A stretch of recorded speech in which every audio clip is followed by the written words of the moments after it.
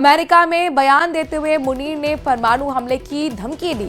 कहा कि अगर पाकिस्तान डूबा तो आधी दुनिया को अपने साथ ले जाएगा। उन्होंने भारत को चेतावनी दी कि सिंधु नदी भारतीयों की निजी संपत्ति नहीं है।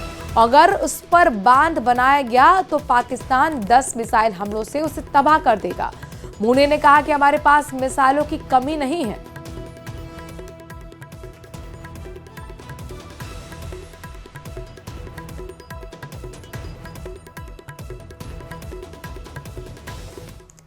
वहीं अरब सागर में आज भारत और पाकिस्तान की नौसेनाएं एक ही समय में अपने अपने समुद्री इलाकों में फायरिंग ड्रिल कर रही हैं।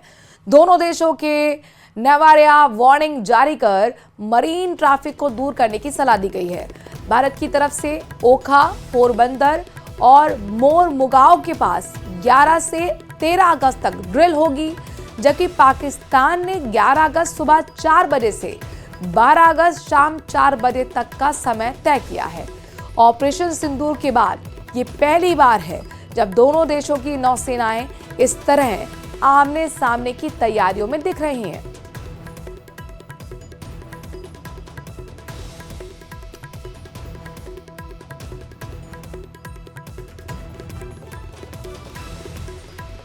ऑपरेशन सिंदूर के करीब 3 महीने बाद army chief general Upendra Dwivedi ने पाकिस्तान को घेरने की सबसे खतरनाक रणनीति से पर्दा हटा दिया। जनरल द्विवेदी ने आईआईटी मद्रास के कार्यक्रम में अग्निशोध में कहा कि भारतीय सेनाओं ने पहली बार शतरंज की तरह से पाकिस्तान को ऐसा घेरा कि वो हमारी किसी चाल को समझ नहीं पाया।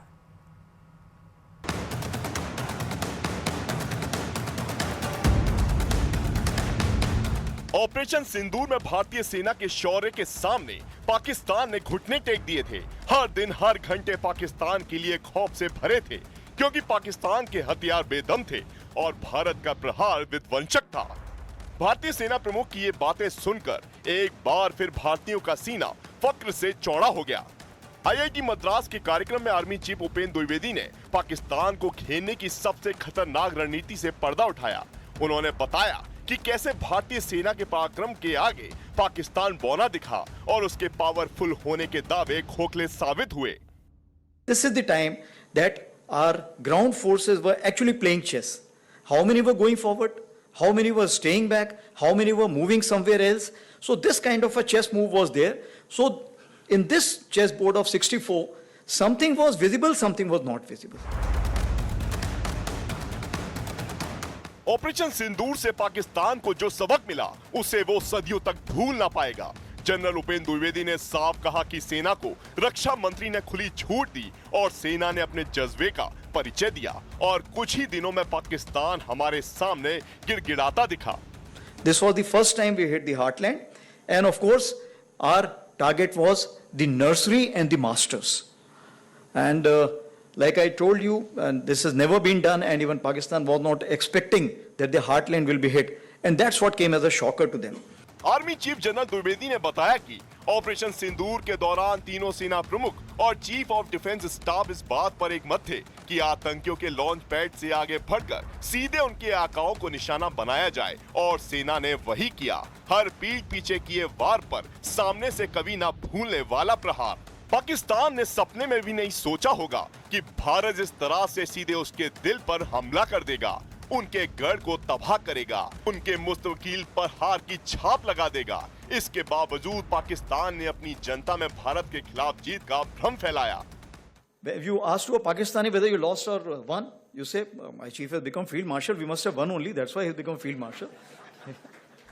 इससे पहले वायुसेना प्रमुख air chief marshal AP Singh ने ऑपरेशन सिंदूर के दौरान पाकिस्तान के 6 एयरक्राफ्ट को मारने का दावा किया था। That it was, more of the high-tech war which was fought. In about 88-90 hours of war, we were able to achieve, so much of damage to the system that it was very clear in their mind that in this current situation, if they continue, they are going to continue paying for it more and more. So they have come forward and sent a message again through DGMO कि हम बात करना चाहते हैं, and which was accepted from our side. And when I say our side, it's not just the Air Force, it's the joint decision that was taken, and it was taken even at the highest level. सेना के मुताबिक पाकिस्तान में 9 आतंकी ठिकानों को तबाह किया, पाकिस्तान के 6 विमान तबाह किए, पाकिस्तान के 5 फाइटर जेट तबाह हुए, पाकिस्तान का अवाक एयरक्राफ्ट तबाह। ऑपरेशन सिंदूर में S-400 गेम चेंजर साबित हुआ। पाकिस्तान में घुसकर मारा, आतंकियों के गढ़ों को निस्नाबूद कर दिया, सेना के शौर्य का सबूत दिया और संकेत ये दिया कि ये नया भारत है, ये घर में घुसकर मारता है। और ब्रेकिंग न्यूज आ रही है, तिरुवनंतपुरम से दिल्ली आ रही एयर इंडिया फ्लाइट की कल रात चेन्नई में इमरजेंसी लैंडिंग कराई गई। एयरलाइंस की ओर से इसकी वजह तकनीकी गड़बड़ी और खराब मौसम बताया गया है। विमान में मौजूद कांग्रेस सांसद केसी वेणुगोपाल ने एक्स पर लिखा कि चेन्नई में जब इमरजेंसी लैंडिंग की पहली कोशिश हुई तो सामने दूसरा विमान खड़ा था। पायलट प्लेन को दोबारा हवा में ले गया और दूसरी कोशिश में सुरक्षित लैंडिंग हो सकी। विमान में कई सांसद और कई यात्री सवार थे। फ्लाइट हादसे के बिल्कुल करीब पहुंच गई थी। एक बड़ा हादसा टला है। हालांकि एयर इंडिया ने दूसरा विमान सामने आने की बात से इनकार किया है। कहा है कि चेन्नई की ओर से फ्लाइट डाइवर्ट करने का फैसला सावधानी के तौर पर लिया गया था, क्योंकि विमान में तकनीकी समस्या और खराब मौसम की स्थिति थी। चेन्नई एयरपोर्ट पर पहली लैंडिंग की कोशिश के दौरान चेन्नई एयर ट्रैफिक कंट्रोल ने गो अराउंड का निर्देश दिया था। ये किसी दूसरे विमान के रनवे पर होने की वजह से नहीं था। मध्य प्रदेश के रायसेन में एक स्कूल पर हिंदी वर्णमाला को मजहबी रूप देने का आरोप लगा है। दावा किया जा रहा है कि यहां बच्चों को हिंदी की किताब में शब्दों के मतलब को बदलकर उसे इस्लामिक पहचान दी गई है। ये रिपोर्ट देखिए। मस्जिद पढ़ाई जा रहा है, ना से हमें नमाज पढ़ाई जा रही है, कहाँ से हमें काबा पढ़ाया जा रहा है।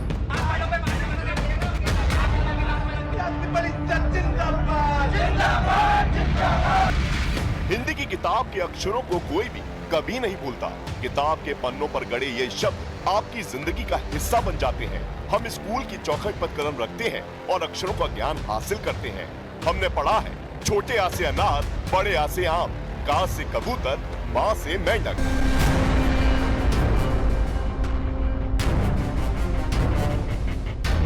मध्य प्रदेश के एक स्कूल ने इस वर्णमाला के अक्षरों को मजहबी रंग दे दिया।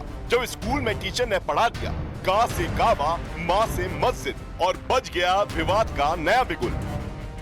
काफ और का से हमें काबा पढ़ाया जा रहा है। फिर हम थोड़े से आगे और जाएंगे, ये ना से हमें नमाज पढ़ाई जा रही। फिर हम थोड़े से आगे जाएंगे, ये बतख जिस प्रकार लिखी गई है ये लगभग उर्दू में लिखा जाता है। ऐसे बत्तख के नीचे बिंदी लगाई जाती है। ये सब उर्दू के शब्द हैं। फिर थोड़े से और आगे जाते हैं अपन, तो इस और जब माँ से हमें मस्जिद पढ़ाई जा रही। मामला मध्य प्रदेश के रायसेन का है, जहां एक प्राइवेट स्कूल पर बच्चों की हिंदी की किताब में अक्षरों का मतलब बदलने का आरोप लगा है। यहाँ का से कबूतर नहीं, का से कावा पढ़ाया जा रहा था। ना से नल नहीं, ना से नमाज पढ़ाया जा रहा था। माँ से मेंढक नहीं, माँ से मस्जिद पढ़वाई जा रही थी। मामले की जानकारी लगते ही विवाद गर्मा गया।